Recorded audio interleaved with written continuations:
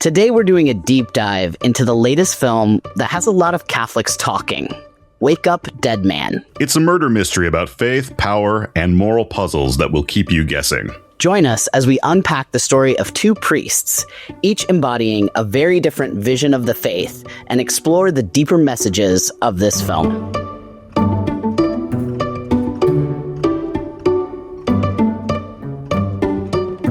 You're listening to Whiplash, a listener-supported podcast exploring Catholicism through the lens of queer liberation theology.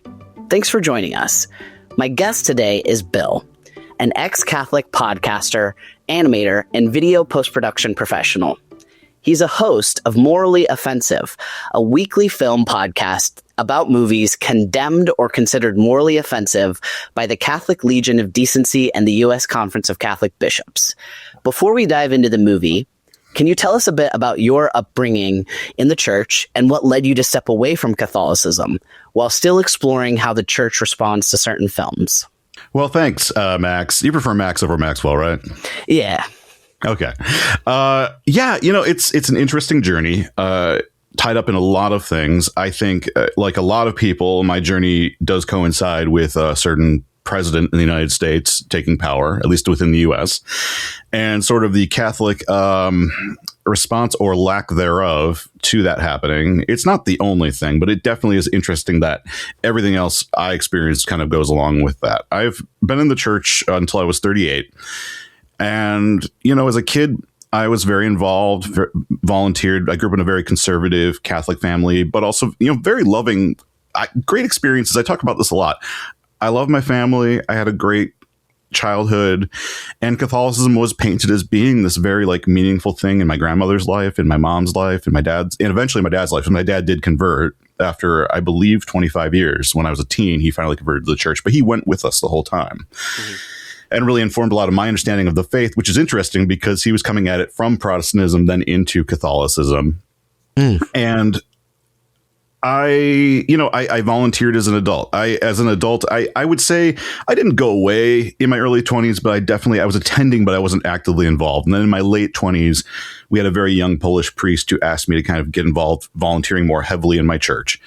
And I loved it. I volunteered as much as I could as an usher. A lot of times we didn't have a lot of people, so I might be a lector some days, or rarely, but sometimes I would end up helping with communion, but also setting up for baptisms and things like that. So it's, I wore a lot of hats. And, towards, as we got closer to not just the Trump presidency, but I just happened to be getting married during that time. My wife and I finally had to make that decision of should we move in together as we're getting engaged, just to make it easier to get married. And, I've always feared this decision because it's very hard. And unfortunately, as we were doing something practical, living in a major US city where rent is very expensive and where getting across town to see each other is just a pain in the butt, we made this practical decision with the intent to get married. And it was received very negatively from my family. And it kind of became part of a bigger pattern of passive aggressive Catholic behavior. And we started to also kind of notice it with other members in the family, and not just with us, but how they were reacting to cousins and things like that within the family. And it just started to really bug me. And I was digging into it more. And as that was happening and I was trying to reconcile some of it, I started, becoming more aware of what was going on in trad Catholicism, what was going on with conservative Catholicism, and watching priests shame people online about, and it's a great tie into this movie, the whole you can't be Democrat or vote Democrat and be Catholic thing at a time when the alternative was objectively the most terrible Republican candidate I've seen in my lifetime. As someone who grew up Republican, I actually have a certificate on my wall from working with George W. Bush on a press conference. I'm not saying I'm proud of that, but I have an understanding of that world, right? I understand there are good people in that world, but it was mind blowing to me that people could support this and call themselves Catholic. But I also recognize that they are Catholic, and I'm not going to say they aren't, but it was for me, it was what am I doing wrong here as a Catholic that, why do they feel at home in this world and I don't? A lot of those types of questions. But really the thing for me that was the nail in the coffin was thinking about having children in this environment where I grew up, where I watched my friends struggle being gay, being transgender, and even talking to current practicing Catholics who are gay and transgender, God bless them, staying in that environment. Somehow, I don't know how they do it, but I had to think about raising a daughter and telling her, well, you can't be a priest because randomly you're a woman. There's no real reason, no logical reason you can't be a priest or be a deacon. It's just that you're a woman. And what message does that send to a little girl? If I had a child, a boy or a girl who were gay, how do I sit them down in that pew where I know back in the Narthex, people are gossiping about somebody's kid who came out or who went no contact with them? I know that's happening because I was a child and I listened and I watched the adults. Yeah. And so for me, the breaking point was thinking about having kids. Ironically, we're probably not having kids now. But at the time, I was very much thinking about that before the pandemic happened, back when it seemed possible to raise a family in this country. And I was on my knees in front of the Blessed Sacrament, praying and crying. And I just couldn't think about holding a daughter's hand and explaining that to her. Or having a gay son and having to tell him, well, you're not... he's sitting there. I just visions in my head of like him sitting there pointing out the intrinsically disordered line in the catechism and being like, well, it says I'm disordered. And me having to say, well, you're not just, you're beautiful in God's eyes, but how am I supposed to hit that home to a child who has the book and the rule book in front of them? And so I became very much disillusioned with rule-based, the very rigid rule-based kind of, and the other problem is, people suggested to me, why don't you find a more progressive church? Like I called the diocese about our bishop locally had instituted a transgender and gay ban for our Catholic schools. They didn't call it that, but that's what it was. And part of that conversation was, well, you could just go to St. Francis's, I think was the church, St. Francis of Assisi or something, was a church that was more liberal here in town. And I was like, that's not a solution. My solution isn't, and I respect, Max, your journey is different than mine. And I understand that we're coming from two different places on this. It just felt like nobody wanted to address the very much large elephants in the room. And that was compiled with this sort of alt-right Catholicism I was seeing on the internet. And again, like priests out of nowhere being elevated, preaching a very anti-Christ, anti-Catholic, in my opinion, message to shame people like me who were choosing to try to do what they thought was the right thing. And it hurt coming from your own church. And I guess in the process, I just stopped believing in any of it. And it's hard, people said, well, why don't you come back? And I'm like, but I would be dishonest. I sneak into like adoration once in a while because I like the vibes, but like, I don't know. I just don't know. That's where I'm at now. So I started this podcast way to kind of deal with some of that, 100%. And what you're saying about having this moment of visualizing like the possibility of future kids and thinking about what their role in the church would be like if you stayed, or like how the church environment that you were living in would affect them, like those thought experiments. I think that's really interesting. And in stories of deconstruction that I've heard, a lot of the time it has to do with some event like that. So either the idea of having kids and like, okay, well, wait a minute, like how will this affect them? Or, somebody in your family gets sick and now you're thinking about, okay, well, why are they being treated differently for this?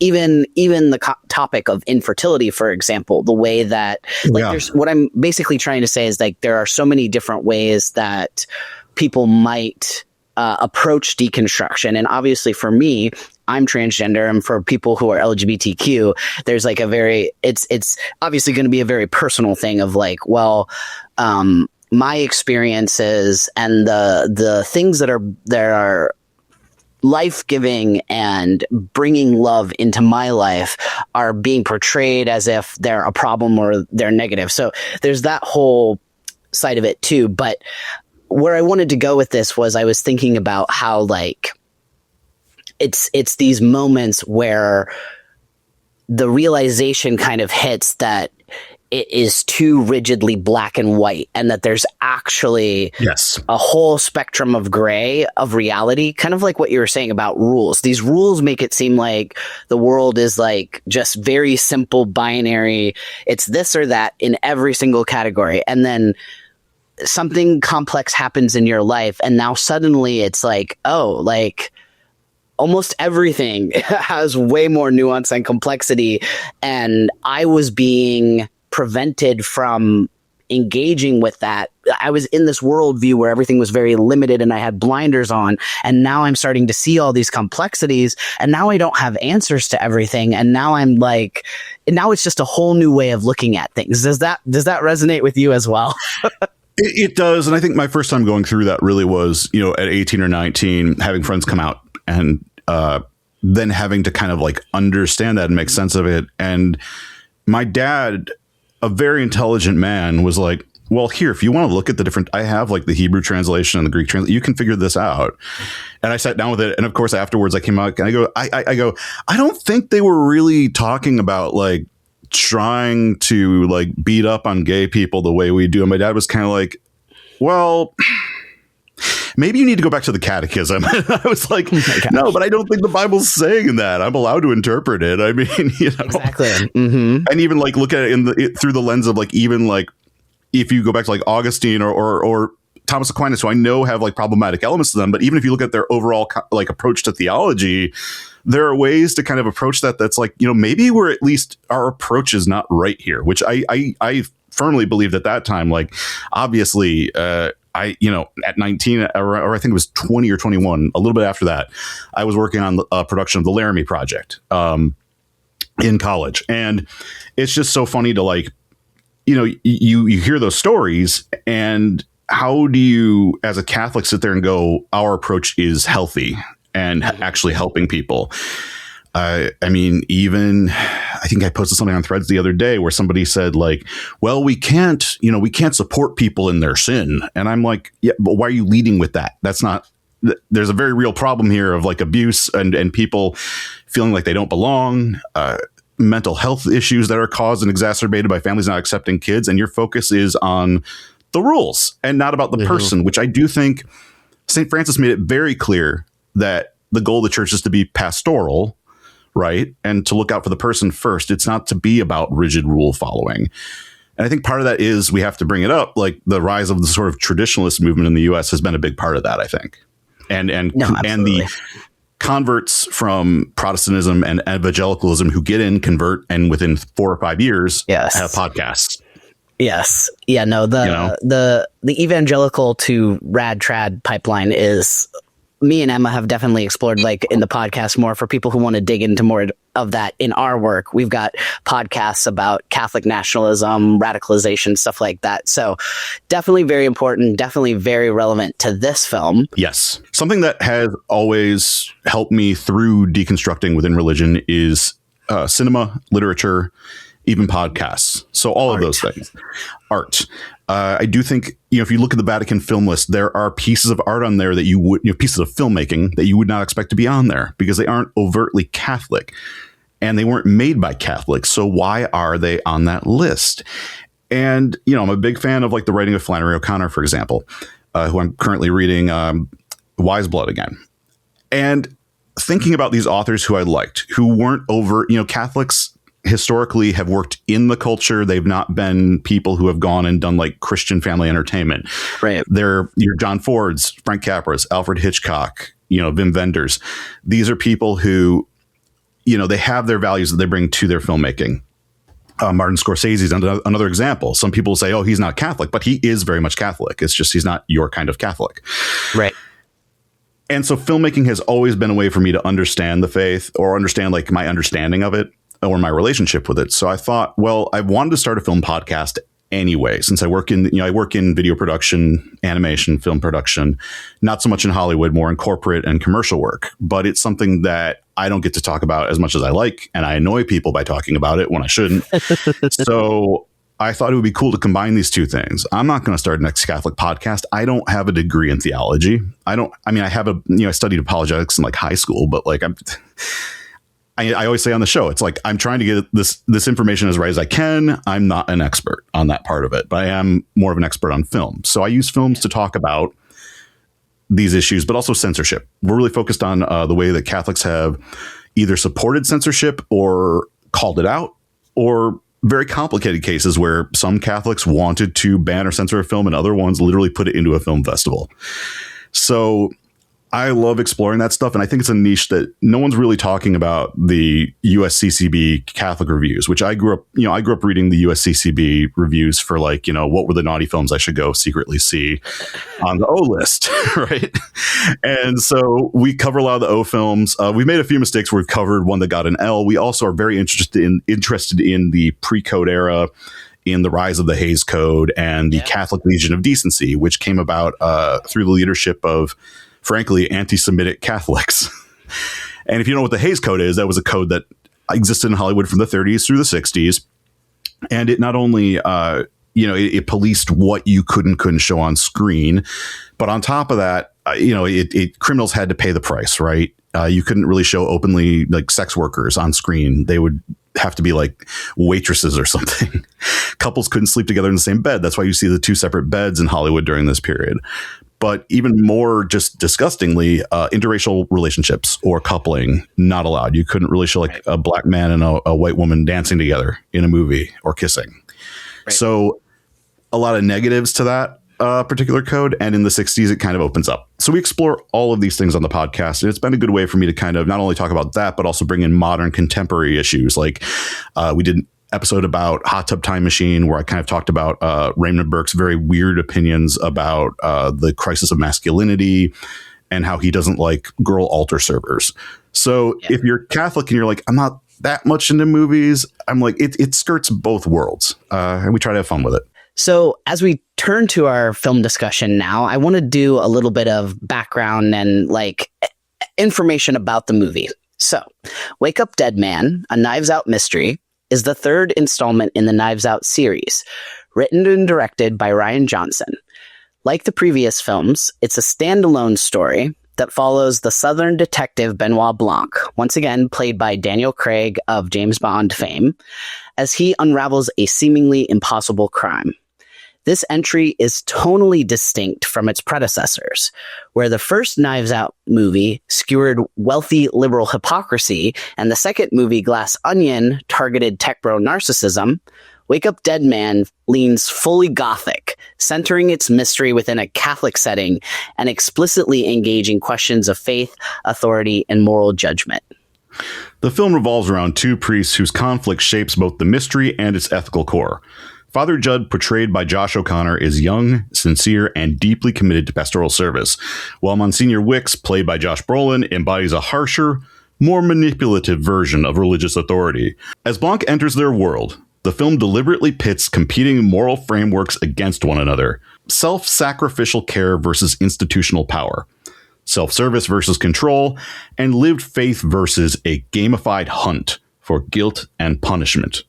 The broader ensemble, featuring Glenn Close, Mila Kunis, Kerry Washington, Andrew Scott, and others, functions less as a collection of suspects and more as fragments of competing responses to pain, belief, and belonging. Johnson has been explicit that Wake Up Dead Man is his most personal Knives Out film, drawing on his own experience growing up deeply Christian. Rather than mocking belief, the movie treats faith as something formative and unresolved, capable of genuine compassion, but also easily weaponized. In that sense, the film isn't just asking who committed the crime. It's asking us to examine the tools we use to decide guilt and innocent and how connected they are to the systems that protect power today. And I also feel like that ties into what we were just talking about this idea of, like, black and white, of binary systems. Like, yes. I really feel like this movie is situating us way more in the middle and asking us to look more complexly at things. So with that groundwork laid, I would like to jump in and talk about how making a movie about Catholicism in 2025, and especially this movie, means that you're going to have all the Catholics on the whole internet responding to it. So because of the circles that I live in and work in with my advocacy, so I've seen a lot of progressive responses.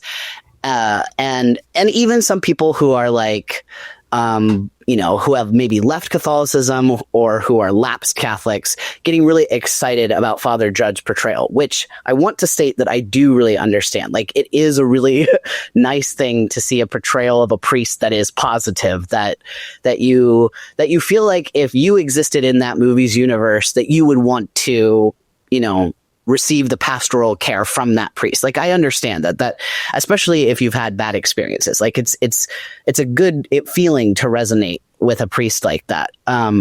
And I also think that it's especially, obvious because it's a contrast with Monsignor Wicks, who is very fire and brimstone, very negative, very intense. But I also looked at the conservative responses, and I also felt like both the progressive Catholics and the conservative Catholics, like everybody was claiming the movie for themselves, which frustrated me because I feel like that's explicitly like the opposite of the point that the movie is trying to make. Yes. For example, Bishop Barron's Word on Fire review. He didn't write the review, but it's his organization, Word on Fire. His people. Yeah, his people. They said that Father Judd, quote, isn't an all are welcome priest who denies the possibility of sin. It's because he is deeply aware of his own sin and everyone's need for Christ that Monsignor Wicks's delight in driving seekers away enrages him. Which I just think is like, first of all, just the characterization of the idea that somebody being an all are welcome priest is a bad thing. Like this, right? This that's literally what they say.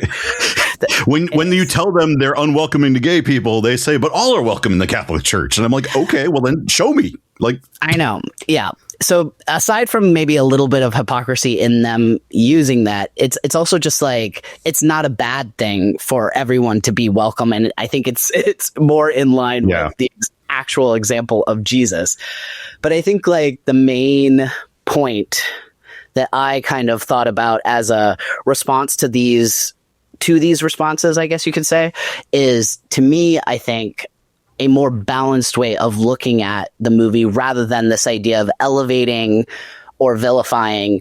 I mean, it's easy to vilify Monsignor Wicks. He's like bad, but like beyond this idea of these binary good guy, bad guy, what about like looking more complexly at the relationship between Benoit Blanc and Father Judd, and specifically like what is happening there? Not as like Father Judd had such a great, influence on Benoit Blanc, maybe he'll become a Christian now. No. What is actually happening with the respect being shown by those two people? And like, what does this say about like how we could be doing things if we were to step outside of the culture war thing? Well, and even something I think the film really does a great job with is, yes, Wicks is painted as this kind of bad priest. It could easily feel that way, but when you really start to walk away from it and think about it, and when you look at the story between him and Martha, I think what you see in both of them they're both damaged people who have been damaged by a certain type of Catholicism. Well said. Martha and Wicks, to me, it's easy to view Martha as very strict, very rigid. She's following all these rules to the letter because that's how she was taught to be a Catholic, right? To a fault, as we find throughout the movie. And Wicks is this terrible priest. You're almost a caricature of a bad priest, right? It's like, it's bad. I've seen bad priests. This is like bad. But when you know what his childhood was and what was expected of him, he's the victim in a lot of ways of a very certain type of Catholicism. He was created by a very rigid fire and brimstone Catholicism, which I don't even think is really consistent with the actual church. Like it feels almost like Great Awakening Protestantism. And you could say, well, then this film is like misrepresenting Catholicism. But here's the thing. In the US, we see a lot of this. Right. And Wicks is very much, I could literally name priests on YouTube right now who get their clips thrown on TikTok all the time, who fit the description of Wicks, who I always just see them. And I'm like, this guy's so angry. Why is he so angry and hateful?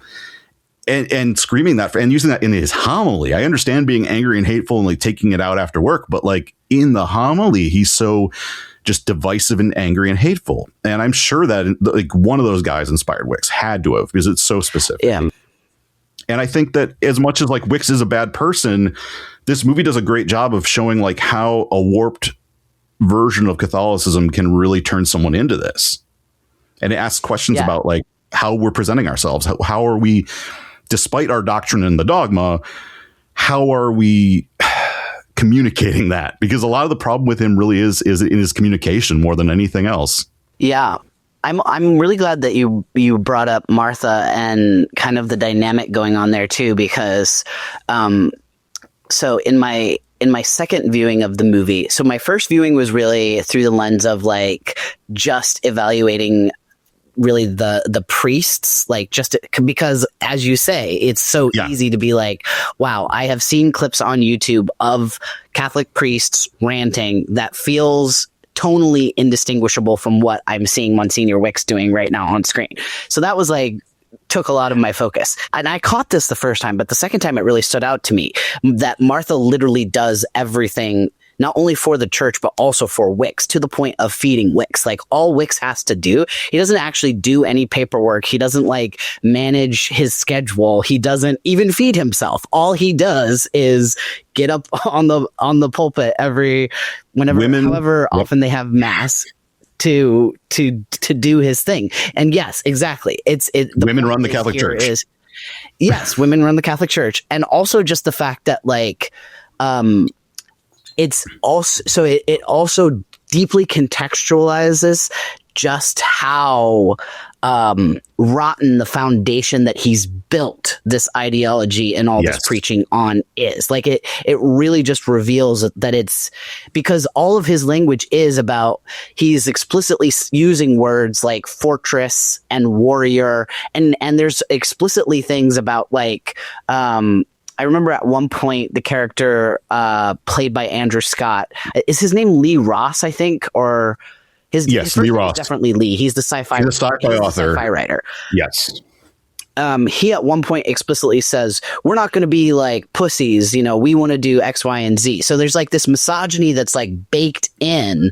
And I just think it's so well done, but it's also such a great example of how this white male discontent of like, well, I don't have good things because other people, women, minorities, they have too much power in society. And as a church, we need to like charge in here and we need to like reclaim what's ours. Like that sentiment is like so clearly articulated. And I just wanted to throw that out there. Well, you can tell he also is a sci-fi nerd because there's such a problem with misogyny and homophobia and other things among especially like Christian men who are sci-fi writers. There are several writers whose works I love that my dad grew up reading, and like they just went full crazy, crazy white right wing as they got into adulthood, to the point of like, alienating their own children. So this character is very much coming from a real place. Yeah. And then I also kind of wanted to like, kind of going back to Father Judd real quick.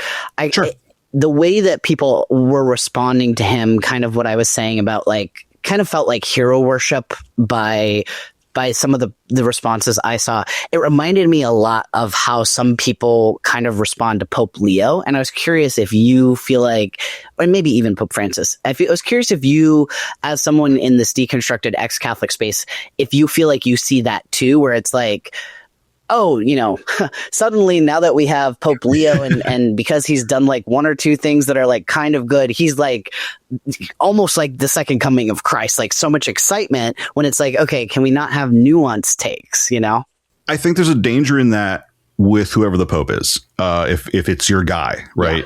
Yeah. Because I saw that with Pope John Paul II growing up.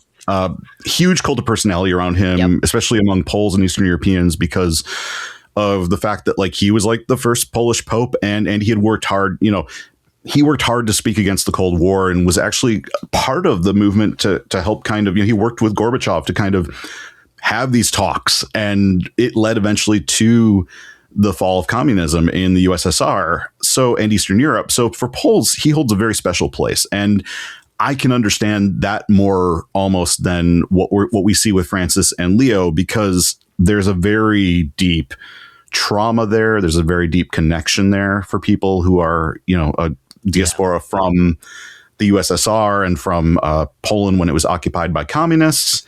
So I get that. Right. But I do think there's a lot of problems with the greater cult of personality around Pope John Paul II, around Francis, around Leo. And the problem is that people only see what they want to see, right? People, I think, on the conservative side of Pope John Paul II embraced the pro-life message, the anti-abortion message. They embraced him when he was talking about like LGBTQ issues and of course against communism.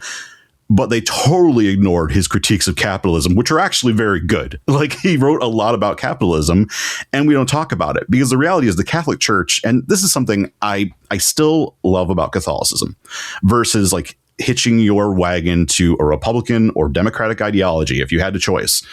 At least Catholicism taught me to, even as an ex-Catholic, not belong to like the political cult. Right. And to have your own values, your own morals, which they inform your life in a way that's more complicated than just a binary.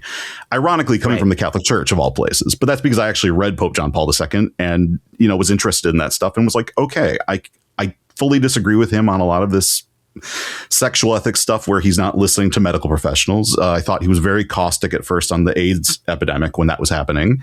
Yeah. But also, you can read his stuff on economics, and it's like, yes, he is railing against all socialism in all its forms, but also he is totally critical of extreme capitalism. So, and with Francis, I think there was a lot of, I love Francis. Francis is really how I got involved again in the church in a very significant way. But I do think people kind of glossed over a lot of his statements, when it came to like issues that affected gay and trans people. This was obviously progress, but let's not pretend like it's the progress that really needs to happen. It was never enough. You also have to look at these popes in a global context. So yeah, I think in general, I think people, they love their guy when they get their guy, and they can often excuse things their guy does because he's their guy. I think people need to be more critical and live in the gray is something I encourage people to do. Even as a Catholic, I think that can be very healthy because Catholicism doesn't need to be as black and white as it's painted to be. Yeah. And I think that what you're saying as well about Catholicism as global, in contrast to many people's attempts to inject nationalist sentiments onto Catholicism. I think that that's like a really key point. And I think that what we are currently living through in America makes it really hard to disentangle this idea of the global church from a nationalist experience, because what we are living through is like the nationalism, the Christian nationalism on steroids. So yeah, I think all of that is like really well said and really does speak to, again, why a lot of this movie, I think, can resonate in different ways for different people. So I think it's very tempting to look at this movie as your guy or their guy. I read John Molderig's review from, this is like the main USCCB review. He's our guy. We love reading his stuff because even when we disagree with him, his language is hilarious. So we have running gags on our show about John Molderig's reviews. We love reading them. But I pulled this quote, which I think kind of sums up where he's coming from. In adding Catholic ingredients to his ensemble whodunit recipe, writer-director Rian Johnson shows his antipathy toward the church's more controversial moral teachings, which he depicts as condemnatory and divisive. Thus, Wick's strategy for uniting his acolytes involves angrily denouncing other members of the congregation, such as an unmarried mom and a gay couple. The script also hints that an orthodox outlook on sexual matters is not only harmful, but inextricably tied to a MAGA political stance as well. This is the struggle, though, is so many people see these angry priests on YouTube, right? And they think, well, he's preaching orthodoxy. And it's like, okay, maybe he's pulled some of the rules, but his whole approach is unpastoral, which being pastoral is part of the catechism. It's part of church teaching. Like, it's part of the part of the job, not to swear on your podcast there, but it's part of the job. And I think it's something that our Father Judd has to learn. Like he has to learn how to be pastoral, even with some of the worst, with a literal priest who's just being terrible. And he has to learn to show him grace. And this is a man who comes from violence, who comes from a young life of always reacting with violence. Right. And he has to and desires to learn grace. And many of us are watching the people he's dealing with going like, I would not, even as a nonviolent person, I wouldn't be dealing with these people with the patience of this man. Yeah. So there's a lot in Judd, I think, that depicts like the conflict of the saints often, in that grace doesn't come easily. It's something that has to be you have to strive for that, and you have to work toward it. And that's why I think it's really a simple reading to view him as a all-inclusive, all are welcome priest. Right. When he has demons he is struggling with, which make his job very hard and actually compromise his whole position in this movie. Yeah. And I also think that's another really interesting thing is, he's not like good or pastoral in a vacuum. Like, he has a backstory. I feel like that's what I like so much about this movie is that, like, and that's what, again, frustrates me about these simplistic portrayals where it's like just slotting them into these, is he on our side or is he not on our side? I like that, these are complex characters, that there are competing motivations, like three-dimensional. It's not just like, because what you were saying exactly about Father Judd, like, I found his goodness and like early on in the film when he's kind of making his case, and I found it compelling to hear him say, no, I believe that grace is real, that we can encounter God in a way that transforms us and brings us to conversion. Like, I found it compelling because of his backstory. He's not just like, what is it? Pollyanna, like just magically good. Yeah. You know what I mean? Oh, and it's also, was it the, what's the trope? Or like a Mary Sue, which is a funny thing to bring up because that was applied to a character in his Star Wars movie. And it's interesting. I was listening to some behind the scenes content for Rian Johnson's Star Wars movie, The Last Jedi, just because I thought it'd be good to like soak in some of his other material before I came on. And it was interesting listening to him talk about the Force and the way they wrote Luke Skywalker's role for that film, which I know is a divisive portrayal. I have my own mixed feelings about it, but it sold me a little bit more on what he did in that movie. His whole thing was he wanted it to be like a crisis of faith from a man who devoted his life to the Jedi, and we'll use the priests as a surrogate here, right? He devoted his life to the priests, to the Catholic Church, and all that came out of his work, his heroics, in the long term was evil returned, and it was worse. The church, the Jedi, made things worse. So what does he do? He becomes a hermit. He just cuts himself off from it. Cuts himself off from the church completely, from grace, aka the Force, pretty much completely. He probably still can use it, but he's walling himself off from grace because of the work of humans. And now this is a hard part for me to say because I personally believe that like how people act should determine, that determined me leaving in a lot of ways. But this is something that I think a lot of Catholics could relate to. So I'm speaking to your audience as well. I do think Luke Skywalker in that moment kind of cuts himself off from grace. And it really takes, Yoda eventually has to come to him. We could use Yoda as a surrogate for Jesus in a lot of ways, or God.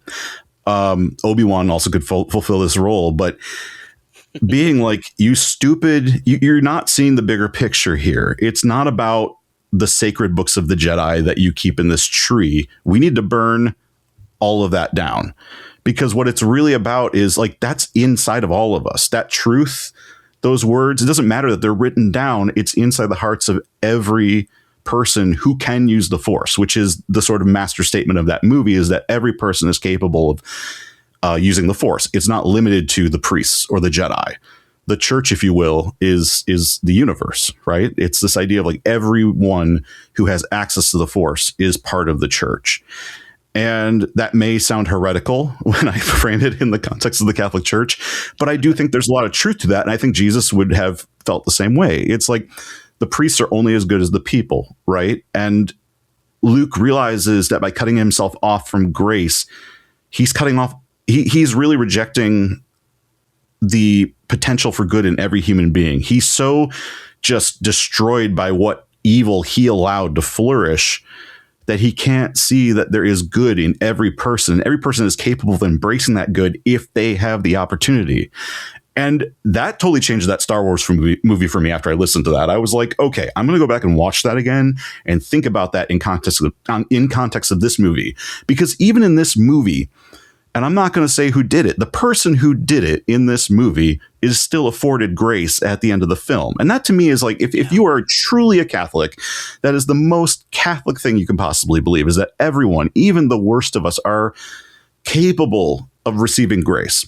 And so I think in the context of his greater work, that's really fascinating stuff, right? Yeah, no, absolutely. It is really interesting. He's definitely somebody that, as a director, that I feel like some directors, you watch them make a movie and then kind of make a more sophisticated version of that movie, and then kind of like as their budget increases. I'm thinking of Christopher Nolan, to be honest, because like if you watch, you know what I mean though? Like if you watch some of his earlier movies, you see him forced to be more like grounded because he was working from maybe like in the Prestige. He has like some already existing source material that he's kind of bringing some of his bigger picture ideas to. But as he starts to get going and gets bigger budgets, like if we get towards I definitely feel like, well, I was thinking of Tenet specifically, but Interstellar kind of is like on the line where like there are things that we can still, that are still grounded about it, but it's starting to get like more conceptual. But you get to Tenet and you're just like, okay, this is like, I feel like I need like multiple other movies to like explain that movie to me. Not because it's incomprehensible, but because he just went so far, like he like skipped some of the like explanatory steps that we, and so anyway, but with Rian Johnson, what I'm interested in is, it's interesting because I really like how he always picks a container. He picks something that we understand and we can relate to. So with Knives Out, it's obviously the mystery format. And then with The Last Jedi, he was already in the Star Wars universe. But in both cases, he's giving us something that we can kind of, and that's what I was also talking about earlier with the repeated viewings. Like he gives you something that you can, it's on a more fundamental level. Like a murder mystery is just is a classic archetypal storyline. So it's okay, well, who did it and what are, like that is one level that your brain can engage with. And then as you go, you get like these deeper aspects. And in this one, there are so many interesting things. Like when you were talking about Luke and all that, I was thinking about redemption and what redemption actually looks like, and how that ties to this movie, because like I'm thinking of the followers, the flock, which I've heard from some of my Catholic friends, like nobody calls the parishioners the flock. Like that does feel kind of Protestant coded to me. I don't know where that one came from. I don't know if you felt that way. But I think Wix used it, right, though? Yeah, like is Wix is the one who like uses it for his flock? Is that that's the idea? Well, I think that was the idea. I also think Rian Johnson's not, I don't think he comes from Catholicism, so he's doing his best, and he does a great job. He gets a lot of stuff right. We can talk about that toward the end. But I do think I bought it only because for me, it's a lot of these cult of personality priests do start to venture into heresy and Protestantism. Maybe not going full out, but they start to incorporate elements where I'm like, this is feeling a little bit proddy, dude. Like, I don't know what you're talking. You know what I mean? Absolutely.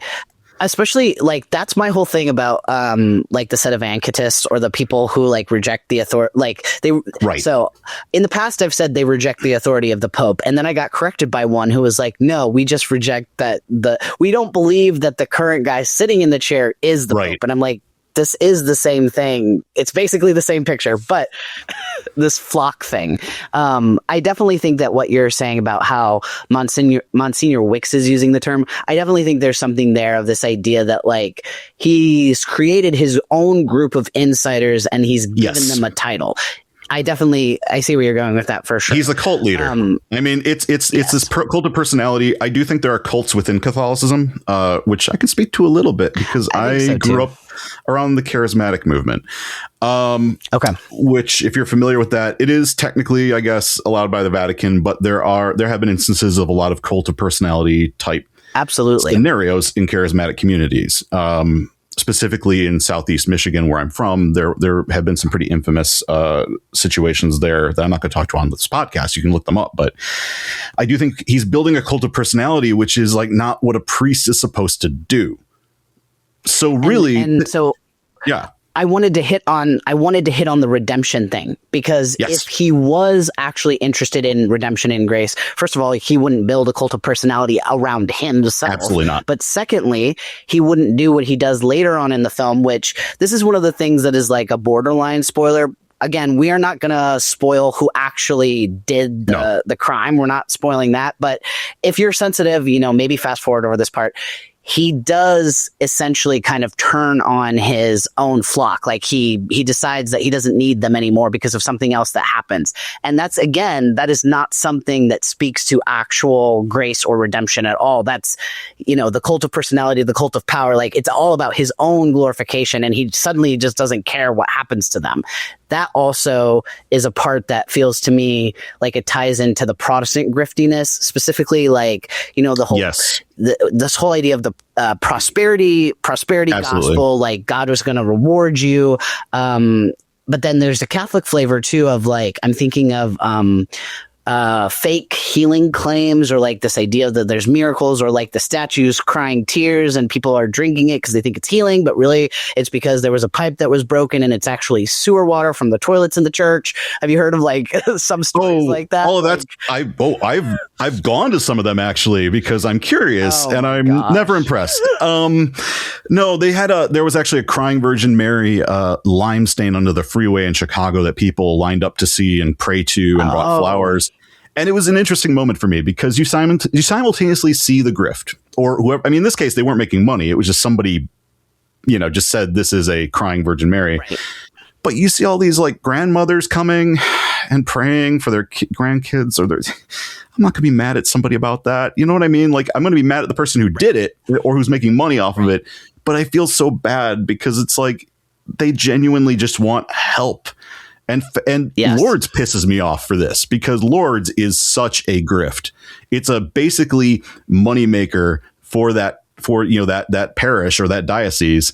And more people die in car crashes driving to Lords or back from Lords than have actually received miracles at Lords, which is a really messed up fact that I just know. But it's like, I feel so bad when stuff like that happens, because it's just it's like, and it reminds me of, he promises a character in this movie. First, she goes to doctors, and she had faith in the doctors that they would heal her. Simone, the cellist, has chronic pain, and doctors promised. She spent all this money on the doctors, and she said, I had this faith in doctors, and they couldn't do anything for me. They couldn't do it. And she ends up repeating the same pattern by going to this priest who promises a miraculous healing through God, or so she claims. I don't know. I couldn't tell if he had actually claimed that and then lied about it, or if she just felt that. But she's writing $10,000 checks to the church repeatedly, giving all her money to the church because she wants a miracle. And I think that's a commentary on things like Lords, on Medjugorje, all of these miraculous sites. And also in Catholicism, we have minor grifts. We have the St. Joseph statue myth, which is not supported by the church, but it's part of the culture. If I go to Holy Hill, Holy Hill here, which is a very famous church here in Wisconsin, they have a big gift shop, and I bought a little upside down Jesus statue for an album I was working on about it. And that's a grift. Like, it's magic. It's not even part of the Catholic belief system, really. It's adjacent to it, but it's not anything defended by the church. And I think that really is important, like this idea of these like minor grifts, because I feel like that's like inherent to, first of all, what Monsignor Wicks does, which you gave an explicit example, but also like the ones that are like him on Instagram, I feel like anytime you have these, I guess these more right wing priests and preachers, it very quickly turns into, there's this secret prophecy that you never knew about, and here's what it means. You know what I mean? One other, I would classify this as a grift within this world of Catholicism. I think missionary trips would classify as a grift. Like, oh hell yeah, actually really doing anything tangible to help the people that you're going to. It just makes you feel good about yourself and get to put pictures of yourself with these poor children in other countries on your Facebook page, basically. Yeah, and I think it's really kind of disturbing when you start to dig into the world of missionary trips and what they actually are and what they signify. It's like if you want a cultural immersion experience, you can do that in a way that doesn't demand that you bring your religion and try to push it on other people. You can go to Costa Rica, and there are travel agencies that will take you to homes, and you're helping people pay the bills by they're cooking you vegetarian meals, and you're paying them like a good amount of money, an insane amount of money, honestly, in their culture, in a lot of these countries. There are other ways to like engage with culture without it being about conversion. And I think that's another episode. That's an episode on its own, Yeah, that's the whole thing about like a church that will publicize some type of free event. In the rural Ohio community that I live in, I recently actually saw a flyer and somebody criticizing it was supposed to be a free Christmas event, but it turned out that like when the families showed up, that they were basically held hostage in the gym and had to like listen to this whole like deliverance message. And then they had to like, the kids were expected to like go up and like give their lives to Jesus before they were like going to give them the Christmas presents or whatever. So definitely a thing. And then I did want to say one other thing connected to, you were talking about the depiction of Mary underneath the overpass. Yes. Is that right? Yeah. Yeah. We call her Our Lady of the Underpass. Yes. It made me think of when like these stories where, for example, there's like a house fire and people died in the house fire. Yep. But here we go. A Bible survived, right? And then the people are like more happy that like, or more like they see more spiritual significance, I guess, in the fact that a Bible survived the fire than the fact that people actually died. Like, and God is more concerned about your made in China statue or your family Bible. When science can explain that stone doesn't burn or that a Bible is compressed layers of paper, and if it was under other stuff it wouldn't burn quickly. Sorry, this drives me nuts. Like, I see this stuff all the time. Yeah. I feel like and this whole thing of grifting, I feel like is actually really inherent in Knives Out, the Wake Up Dead Men. I really feel like he's really commenting on that, and I do think it is another one where you kind of have to like take additional viewings to kind of like pick up on all the levels of that. But like you even brought up Simone the cellist and her basically believing that Wix is going to be able to heal her. She's a fascinating one too. I think the way that I kind of categorized a lot of these characters in the flock and even Wix himself, I think of it as like kind of an inversion. So it's like, there at one point there may have been a pathway where, for example, Simone, she could have worked with doctors in such a way that she could have a more healthy and accurate view of like what her life could look like after this event that has changed her mobility drastically for the rest of her life. But instead of that happening, she basically just like, she had this inversion where she had been looking at the doctors with total too much, like again with hero worship, with this idea that they're going to be able to magically fix everything. And when that didn't work, she just flips and it inverts into, okay, maybe the church and my faith and Monsignor Wix will be able to do this for me. But it's like, again, with the gray areas, like we didn't have to just flip to that. We could have actually like taken the time to process and think through like what it actually means to have something life altering happen to you, and how do you process that, and what does a healthier life look like going forward? Like there's so much, and I think that's one of the biggest things that really bothers me about like the Instagram Catholic priests and the YouTubers and all this stuff is like, and maybe that's at the heart of this idea of the grift too, is like this idea of an easy answer. Like if you just follow this one person, if you just go along with this one thing, you don't have to think critically because they've already answered all this stuff for you, and it's all going to work out because you're doing the right thing. It just drives me nuts because it's like, don't don't just give away your agency like that. There's a whole world, and everything is complex, but like there is a way for you to make sense of this world and to contribute something positive. And maybe that's just my soapbox, but that's one of the things that bothers me the most. I think you're onto something there, especially in context of Pope Leo's recent statement about clickbait. I mean, so much of the way these grifters, like there's too many to list, but Matt Fradd is a great example because he's now going to a secular outlet, right? So we can pick on him a little bit more. The Daily Wire, absolutely. Right? And I think a lot of what Matt Fradd does is lean into controversy and clickbait, and that's the Pope specifically is speaking against that as being not something Catholics should be engaging in. And it's funny, I'm an ex-Catholic. I am, by all means, probably an atheist, maybe a pantheist. I don't know, but obviously still inherently Catholic. And obviously I have a lot of love for the things that are good about it. But I'm reading that and I took that to heart with our own stuff. I was like, okay, well, where are we leaning into clickbait? Because obviously you have to feed the algorithm a little bit. You have to get people interested. Right. But how do you engage, especially doing ex-Catholic content? You are super niche. Like it feels extra, you feel extra tempted to be like, okay, I got to go hard because otherwise nobody's going to see this. Right. And so I started thinking about the language of how we post our TikToks and like how we, engage with clips. And like, I want to pick on the Catholics where they're doing things that are wrong, obviously, like that's just normal, but I don't want to say things that aren't. The clickbait becomes a problem, I think, when you start lying or misconstruing things. And that's really the question I always ask. It's like, how can I engage the system? Like, how can I get this, how can I get eyes on our material? While being funny. Well, yes, we are a little morally offensive because of the films we were reviewing, but like, I don't want to.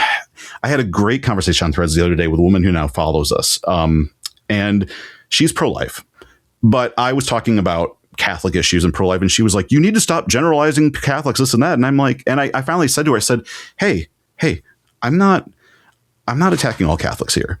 I'm addressing things I've witnessed growing up in the church, and there are a lot of Catholics who act this way. I think we can't deny that. And you and I definitely disagree on this issue.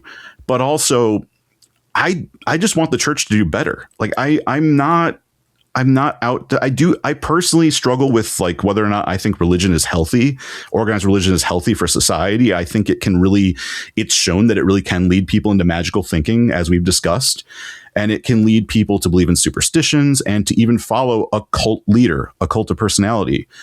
But what's interesting about this movie and the interaction, there's specifically a brilliant scene between Benoit Blanc and Father Judd that shows how this atheist, this man of reason, and this priest can interact together in a way that defies the cult of personality. That's more about, it's a humanism almost. It's like a Catholic humanism that allows all of us to love and communicate with each other in a way that's open. Because I think the thing this film gets at that is so good is like, ultimately, it's all a search for truth. It's not about banging other people over the head about what the truth is. It's about supporting people in their search for truth. And if you do believe truth to be one thing, then yes, absolutely, be open about it. But don't make it this bludgeon or this cudgel that you hit somebody over the head with. And like, I catch myself doing that now with my own like unbelief. It's like sometimes I get too heated in this stuff, and it's like really what we need to be screaming about is the things that are true in this world, why we think they're true, just being honest, I guess, and in a way that's not divisive. And this film shows a way to do that, and I think that's super fascinating. Yeah, I think the pastoral thing as well that you're hitting on. There's I think there's a couple of moments in the film that really explore that have really resonated with people. So I think there's a lot to get from just that aspect. Oh yeah, absolutely. But I also think that something that stood out to me. So as a trans person, as somebody who has kind of orbited around I'm highly sensitive to messages towards the LGBTQ community. So like the scene where it's a gay couple that Monsignor Wicks is railing in such a way that they decide to leave. That is something that really stood out to me. And specifically, I think that I'm thinking about this idea of scandal. So I don't know if you encountered that much, but like I have stories from myself. Yeah. Basically this idea that like anybody who doesn't fit our definition of what a good Catholic is causing scandal. That's like, that's like the concept. And I guess ultimately, like, in the case of this movie, in this example, so like, why is it that so many people would say, well, that gay couple, by going to that church together, by sitting together, by holding hands, by embracing during the sign of peace or whatever it is, they're the ones causing scandal. But why is it that we can say that, but nobody is saying Monsignor Wicks is causing scandal? Like, correct. The fact that there's all these YouTube videos where he's railing against all these people and saying all these horrible things. Why is that not scandalous? So I think, to me, maybe that's my bookend for this idea of, like, instead of hero worship, can we talk critically about who gets labeled scandalous? Because it just doesn't make any sense to me that you can throw that at these people, but just completely ignore what this guy's doing over here. Something I run into a lot with practicing Catholics still is this idea of the sins that cry out to heaven for vengeance and the list of mortal sins in the Catholic Church. Yeah, obviously the acts associated with being gay and in a relationship are technically categorized as like the sins that cry out to heaven for vengeance and mortal sins. Okay. But you know what else is?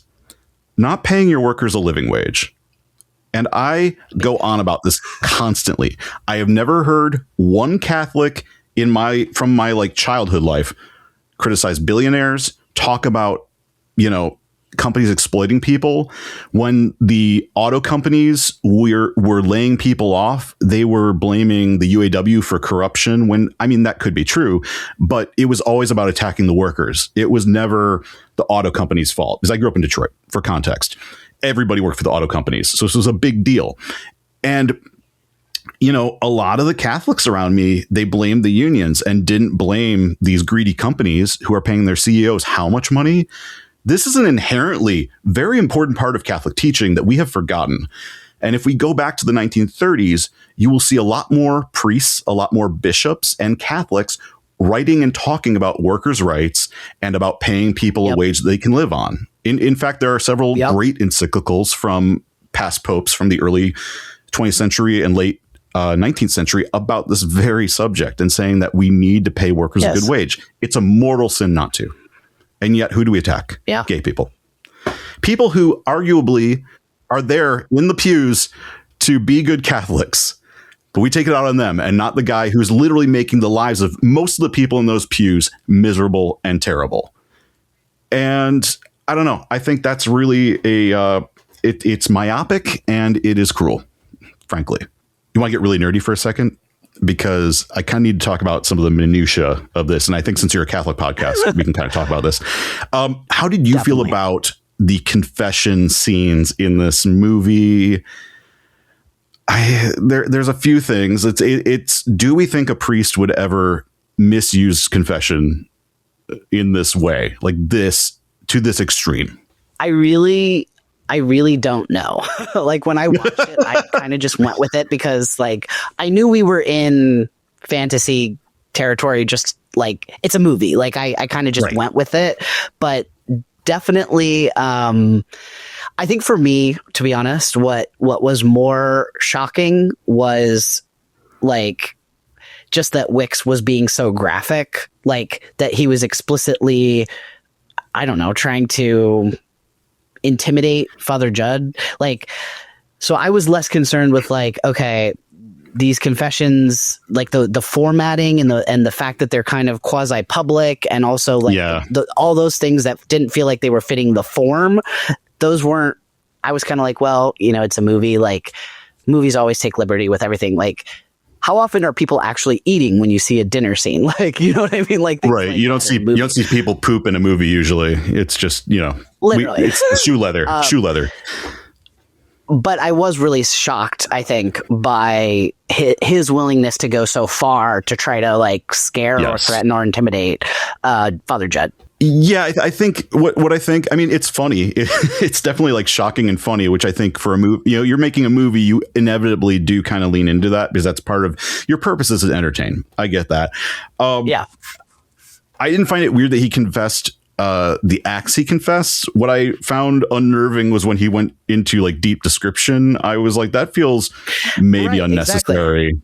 I don't know. I just didn't, from a screenwriting perspective, I got the idea, I guess is where I was at. And this is from somebody who watches movies we just covered Caligula. Like, I'm not a pearl clutcher, but I was just kind of like, does it make sense though? It was more that it took me out of like the narrative for a second. It was almost like breaking the fourth wall in a way where I was like, this is taking this very far, even for a bad priest. And granted, my mom's had stories she's told me of like priests who were like terrible, who like used to tell like dirty jokes in the coffee and donuts like kitchen while they were like cooking and stuff, or when they were doing like volunteer stuff with Nick Rest. So those people do exist. I get it, but this felt a little extreme at times. And maybe that was just the filmmakers feeling like they really needed to hit home that this guy's trying to really get under Judd's skin. And Judd also coming from like a boxing background would have been used to a lot of stuff. So it's not like he hasn't seen things. So maybe he knew he had to kind of twist the knife a little bit. I don't know. I don't know the answer to that.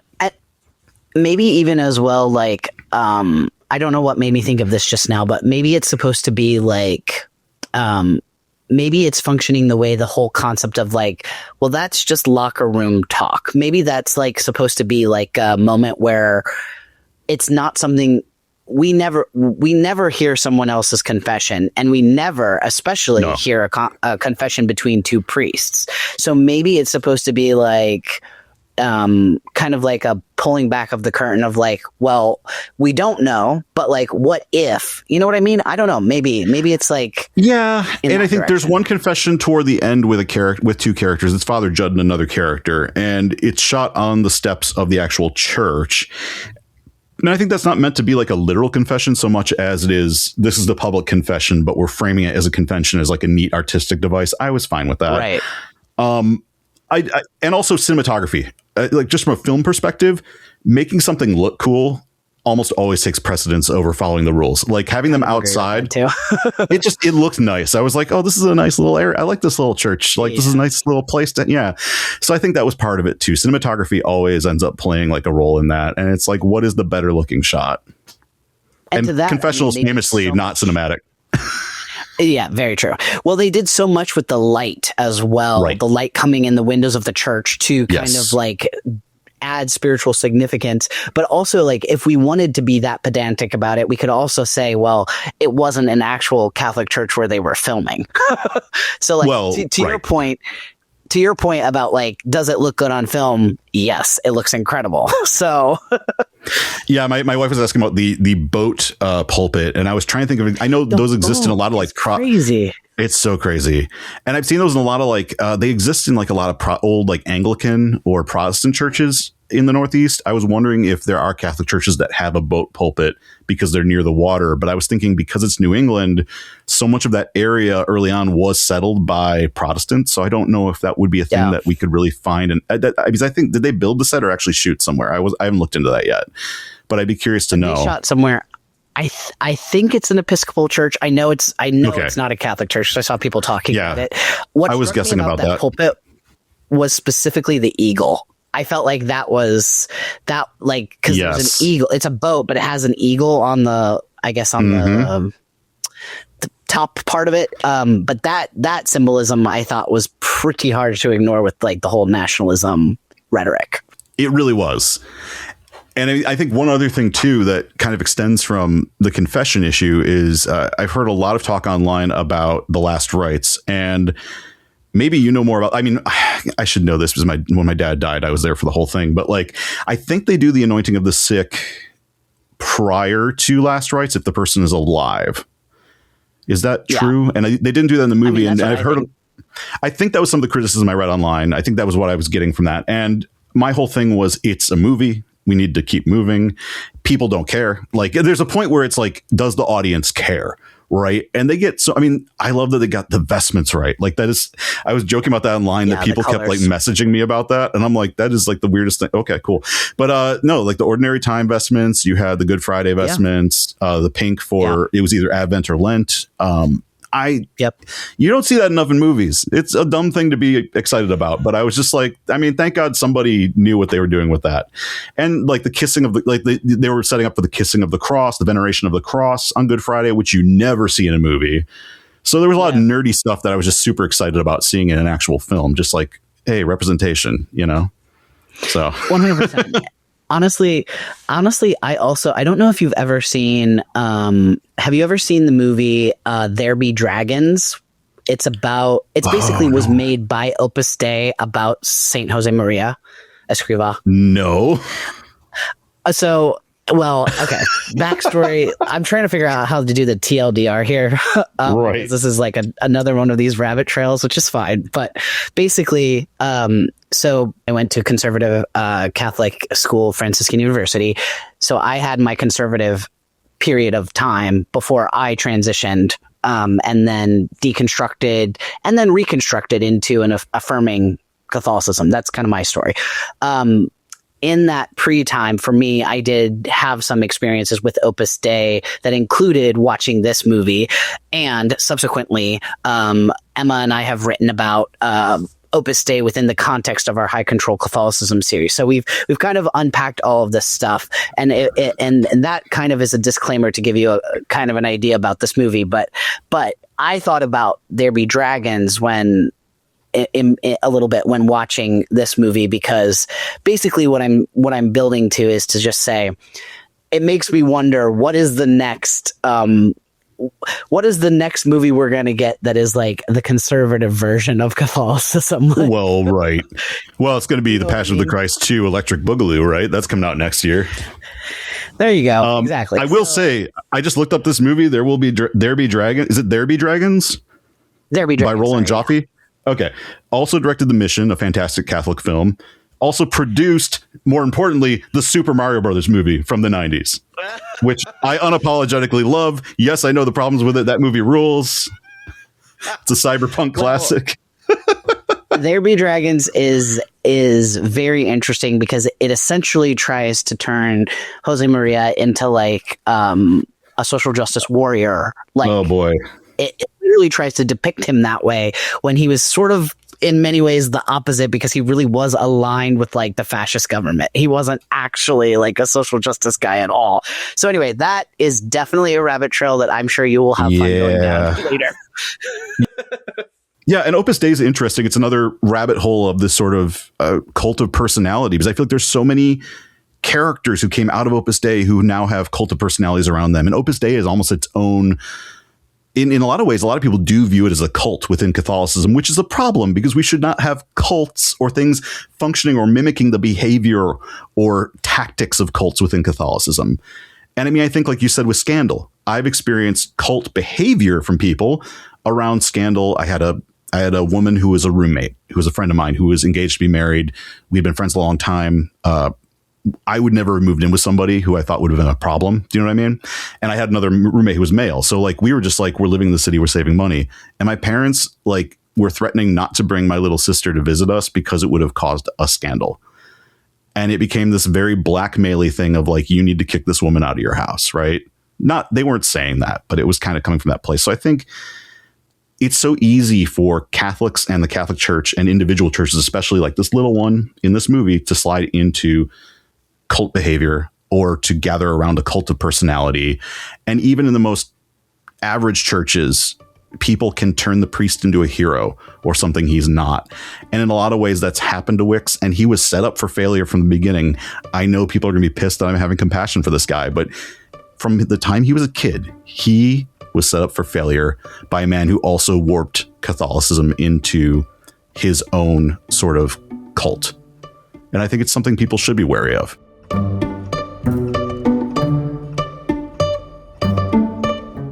I think that's a good place to leave it, because Wake Up Dead Man ultimately isn't offering us simple, clean, binary answers.